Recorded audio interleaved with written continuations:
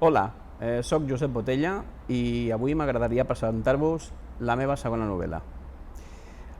Aquesta novel·la es titula Negro sobre blanco i és un thriller històric que parla sobre l'aberració del robatori de nens i el seu adoctrinament.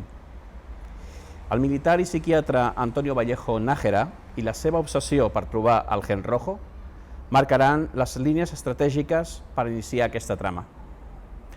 L'univers dels personatges d'aquesta novel·la faran al lector recordar alguns dels tabús que encara romanen a la nostra societat.